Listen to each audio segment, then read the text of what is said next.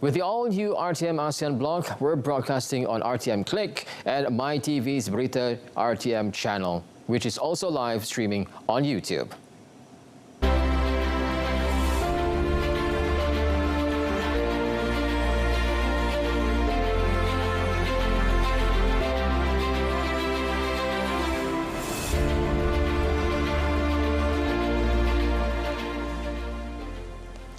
Now, on tonight's episode, in next 30 minutes, we'll be discussing on the challenges and strategies surrounding tiger conservation in Malaysia. Now, welcome to the studio, Dr. Henry Chan, the Conservation Director of WWF Malaysia. So it's good to have you here, Doctor. Thank you very much for coming. Thank you. Now, without further ado, Doctor, can you provide us an overview of the current state of tiger population here in Malaysia and the conservation efforts that has been done so far? Yeah, thank you, Otto. As many of you will have read in the newspaper, our tiger situation in Malaysia is in a national crisis. Why do we say so?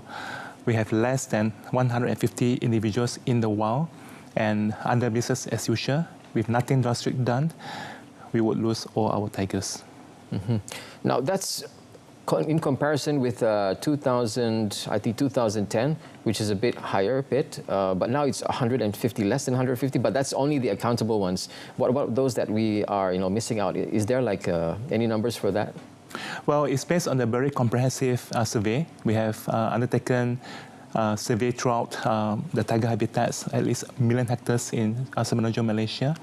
Obviously, there are some tigers that are not accountable, but this is a general condition of our tiger situation. But how did it come to this, Doctor? Can you please explain? Yes. So when we look into the decline of the numbers with our tigers heading towards extinction, generally speaking, there are two broad categories of that threat. So number one is our tigers is part of the international wildlife trade. What does this mean? Tigers attract poachers because hitting a tiger is like getting a lottery jackpot. And therefore, organized crimes syndicate look at tiger as one of the things to be hunted and to be sold in the markets. The same syndicates are involved in human trafficking, drug trafficking, money laundering, and so forth. It's a very lucrative trade. So we got professional poachers coming from Vietnam, Cambodia, and so on, living deep in our forests, and they put up thousands of snares in the forest. And the snares would not just trap tigers, but also other wildlife. And that's why it's a great decline. And the second reason is the loss of tiger habitat. So the loss of tiger habitat, could it be because of the fact that people are moving closer towards the, or maybe we need to expand more urban areas, or is it because we're not in that point where we're connecting with nature as well? Is that one of the reasons why? Yeah. Construction and also expansion of urban areas? Yeah, indeed. Although you mentioned about 2010, but let's go backwards in time. At the time when we achieved independence, so we are now in the period of Merdeka celebration. So as our country become a nation state, we do aspire to become a developed nation. So naturally, we will open up places for towns, residential areas, factories, and roads and plantations. And then I think one very important point in our historical moment for Malaysia is the 13th May 1969.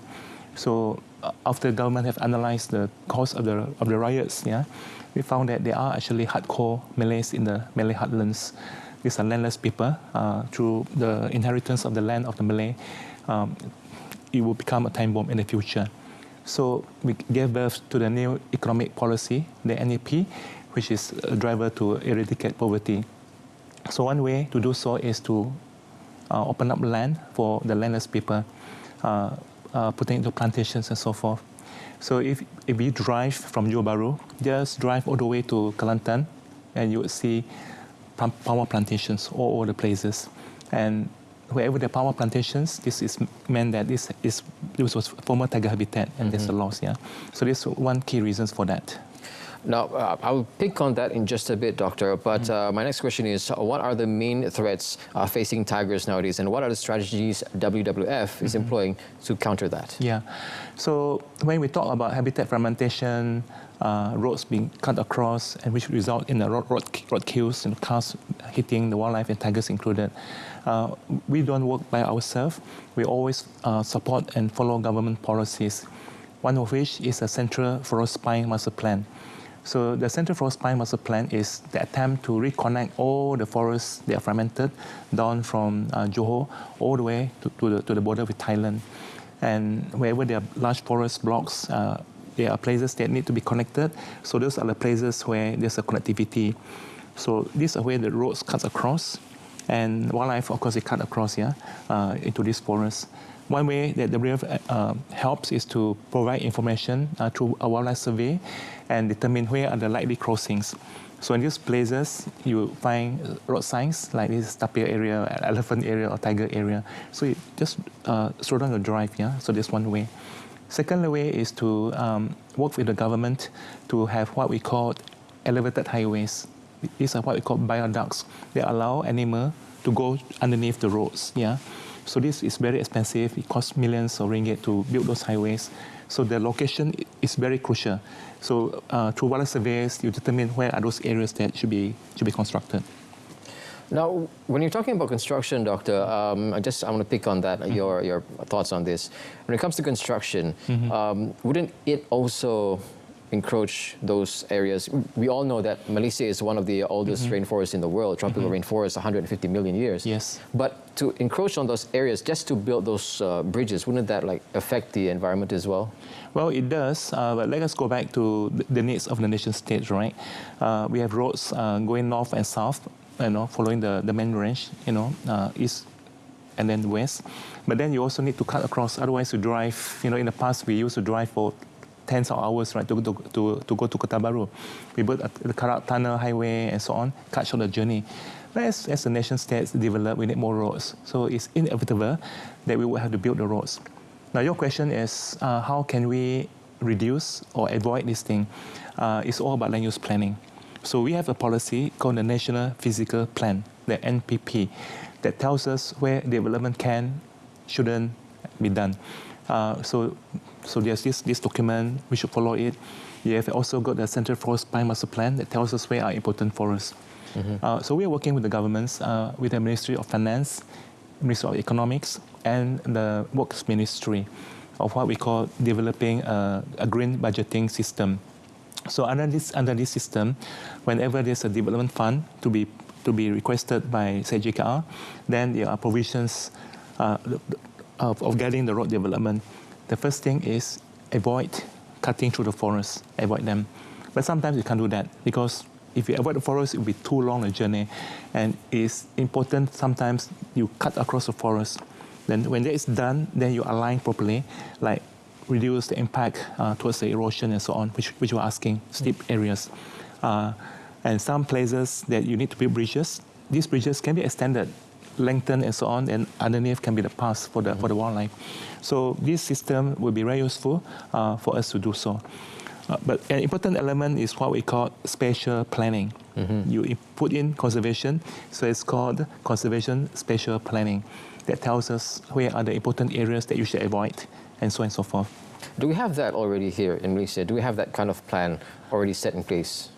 Yes, as I said just now, we provide information on where you determine the wildlife crossings. So the first layer of information, when we talk about conservation spatial planning, is layers and layers of data. The first layer would be topography maps. And this is a map that we all have access to. We can see where are the steep areas and more gentle areas, where are the rivers and so on. So we can start planning. Then we avoid, forest reserve and so on. Then we overlay maybe third layer with wildlife conservation. So with the wildlife data that we have, we know where are the migration routes. There's some theories to that biologists use. So we know generally where are the crossing of the wildlife. So these are the places that you determine the wildlife corridor.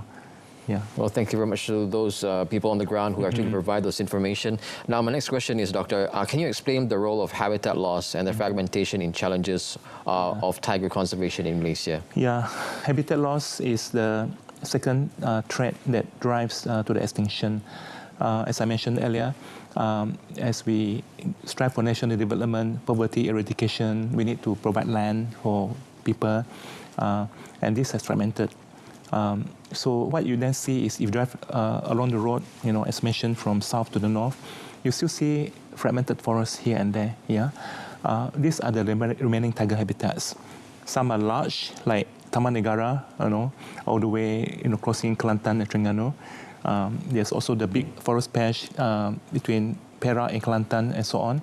But there are then smaller patches, yeah. So here, the government's plan of the Centre for Spine is useful, yeah, to help us reconnect all these places.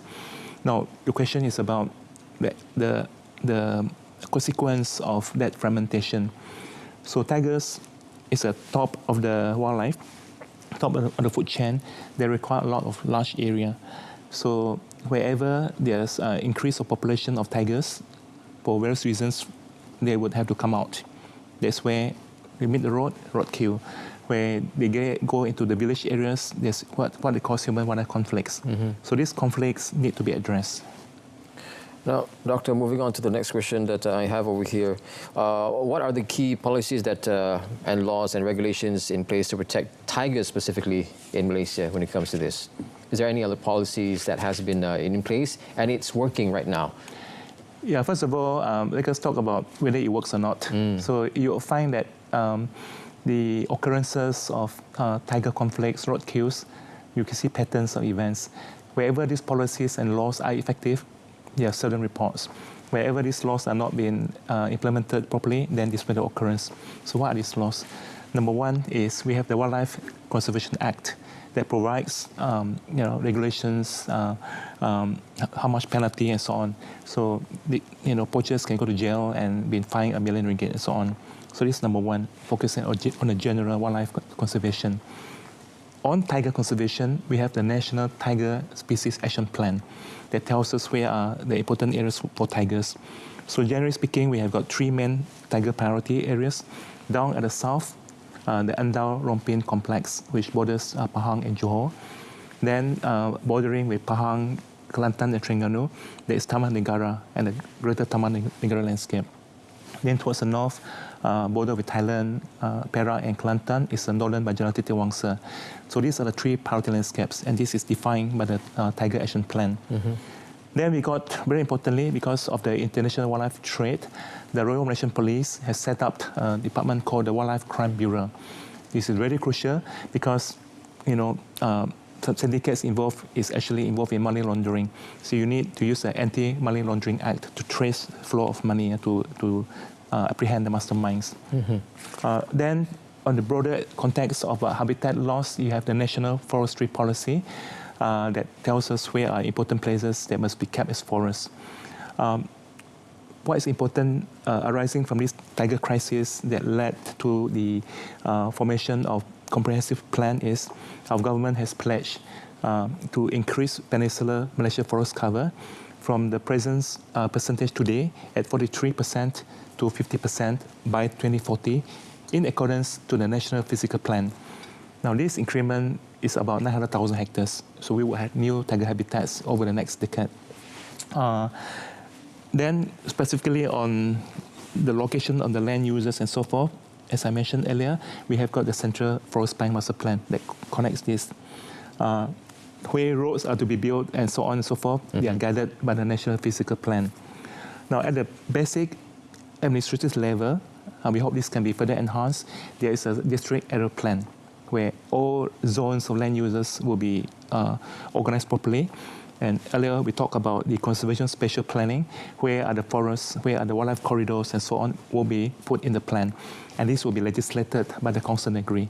So it will be enshrined by a document of law. Yeah? So I think that is very important. You may want to ask, is it effective, all this stuff? We will get to that in just a bit. It's great that we have laws already in place. We have people participating in this and we have all the data. But what's most important is whether we act upon it. That's another question which I want to throw to you, Doctor, in just a bit. But we're going to go for a little short break, and when we come back, we'll delve more into this tiger conservation issue here in Malaysia.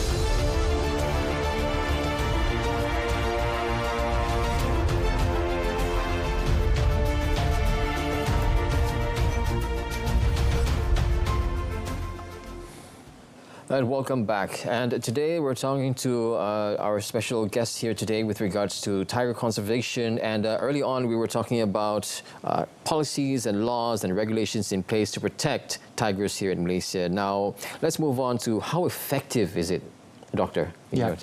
So effectiveness is actually monitored by presence or absence of certain things. We call these indicators. The absence of certain things sometimes is also good. So, for example, you don't hear of reports in Upper Perak, where the BRIAF and partners are working closely. This is because we have still large habitat. We have about 600,000 hectares of forest. They are connected, healthy forests. But there are then reports where, like in Bentong or in Karak Highway or places like in Guamusang, where you do have increased reports. This is what we told earlier, is habitat loss, roads cutting across and so forth. But the broader question, Otto, is in the broader context, right? Tigers is not just found in Malaysia. We have also cases where tigers have improved the numbers in Nepal and India. And we are seeing that what we're doing in Malaysia is actually happened in Nepal and India a couple of years back, and their numbers are coming back. So we are very confident that by the right approaches and so forth, systematically, with the broader support from the Malaysians and our corporates and political support, we are very confident that our tigers number will come back. Well, hopefully so, Doctor. Since we have everybody on board on this already, and it took how many years just to get everybody on board and the awareness, and it's still ongoing. For the fact we were talking off air as well with regards to technology that has been in place and seeing how effective it is in combating poaching and combating people who are harming these tigers, that we see the numbers are dwindling, 150 less tigers left in the wild here in Malaysia. And just to recap on this, Malaysia is one of the oldest tropical rainforests in the world, 150 million years old. So the best thing that we can do is to take care of what we have right now. And it's great that we have the policies, but I think when it comes to enforcement, you did mention that we need to enhance it even more and broaden it even more. So how is it so far? So I just use analogy, right? If the police that patrol our neighborhood, if they are very ineffective, you call them, they only come like 3 hours after the robbers or the thief will have gone, right? So it's all about how effective upon report or upon sighting of police. So I'll give you an example. Just go to Sabah, where there are anti-fish bombs. People throw bomb into the corals and get a lot of fish to be sold. So we put up devices that can locate this location. But the information only comes out 3 months because to dive and retrieve them. So by then, cases have already happened, right? Yes. So what we are doing now, with the support of our government, we put up real-time devices. So when the bombs happen, the blast happens, immediately the system of the location, real-time, would come to our system. We know where it happens. Immediately the location, the geolocation, is being given to the enforcement agencies. Immediately the information goes out to the area. So you got navies, got marine police, and patrolling the area. Straight away they go there. So with this instant, report and enforcement coming in, eventually those places there's no more fish bombs. So similarly, if we have such devices where we got real-time reporting where poaching is being found, immediately the information goes to the enforcement agencies. Immediately within a couple of hours, you can go and apprehend them. So by having this, poachers wouldn't want to spend time in our forest anymore. It's just not worth the effort. But do we have that though here in Malaysia? Well, for Is it in us, testing stage, do we have that kind of technology? yes, we do have, but it's very much for the moment linked with the what we call the multimedia cooperation on the General program to put up 90% of Malaysia under this internet coverage. But in the deep forest, because they are very low population, so it is a more effort to put all these station here and there. Oh, so that's why it's very important to have the 5G towers in place in these areas to actually get this geolocation working. Yeah, I see. It is important, but then it's also a cost, right? So there are also technologies that once you have one tower that's connected to a number of other sub towers, you can connect that. So I think we need to build this infrastructure without dependent on the what you call the provision that is given by the telephone companies. There are technologies.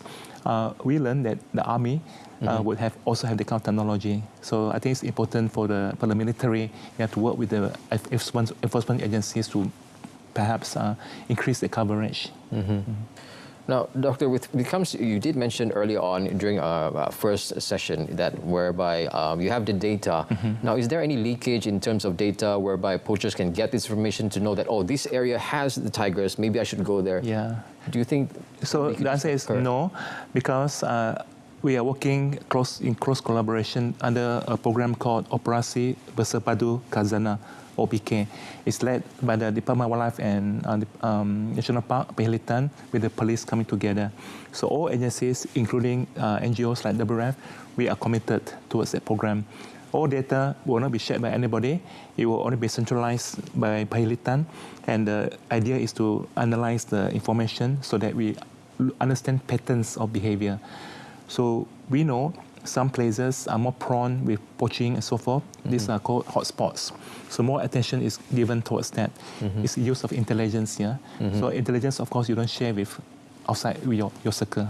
See. Now, this is just in regards to poaching. There are other aspects as well with endangering the Malayan tiger. But you have also initiatives that put in place to educate the communities. So can you tell us a bit more about the initiatives that has been working so far and works?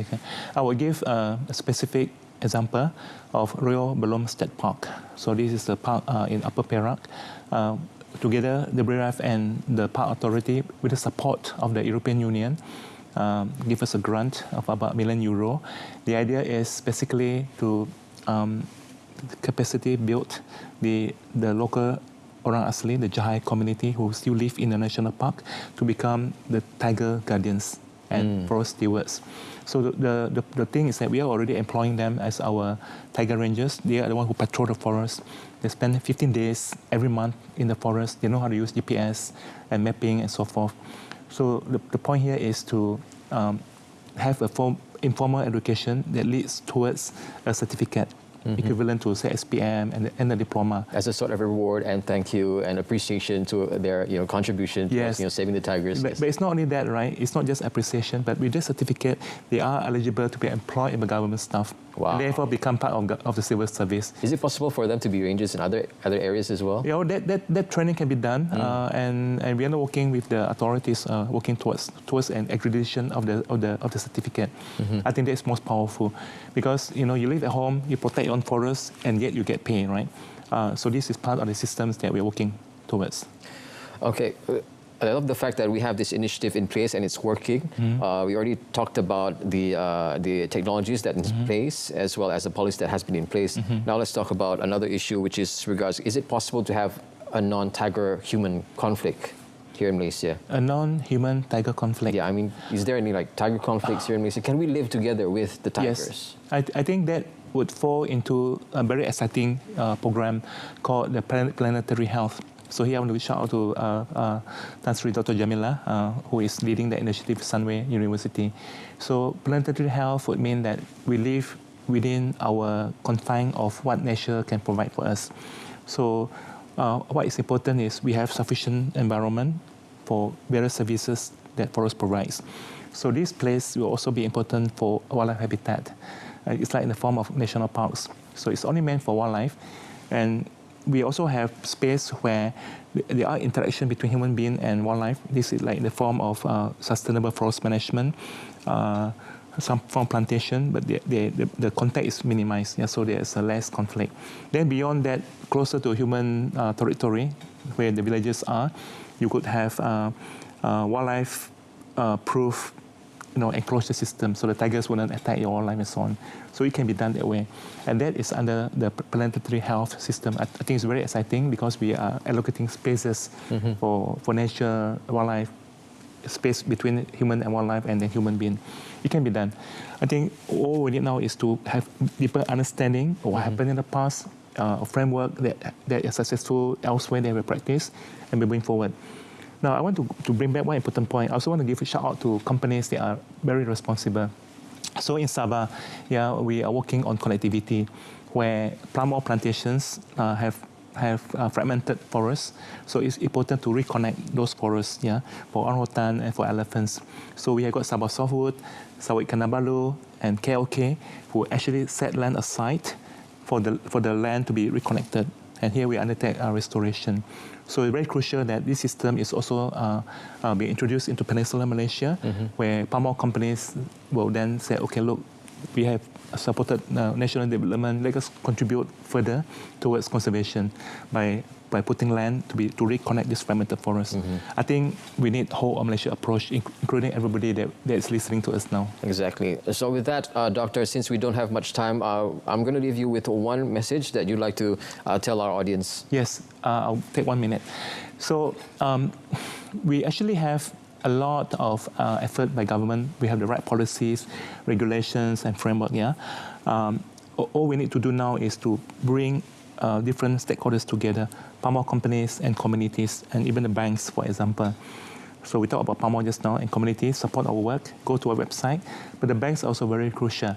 So if anybody come for a loan, and of course the banks are actually practicing this, but not every bank, so we hope every bank in Malaysia does that. You then look at where are your projects, are they impacting on environment and conservation? If it does, then can you ask them to realign, mitigate certain things, So I think this would it would help, people planning, proper development, and so on.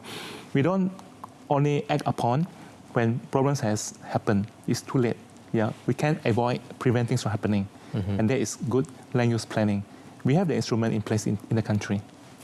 All right, thank you very much, Doctor, for that. It's been such an enlightening discussion with you, and I hope that whatever endeavors you're going through will be smooth sailing from there.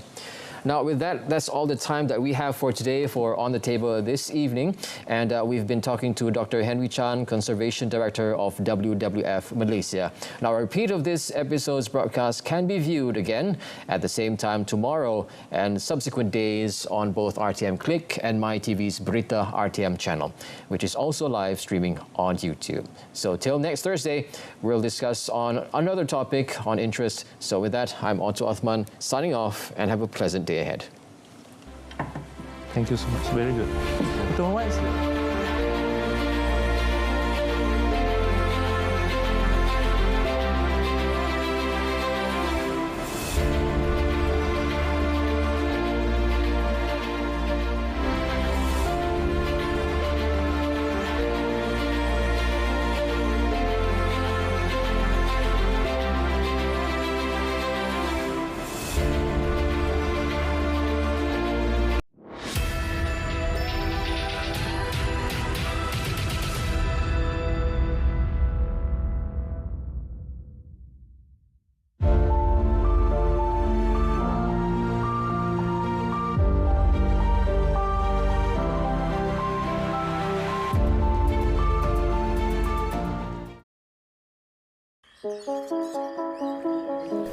Malaysian cuisine is a vibrant and diverse culinary tradition that reflects the multicultural nature of its population.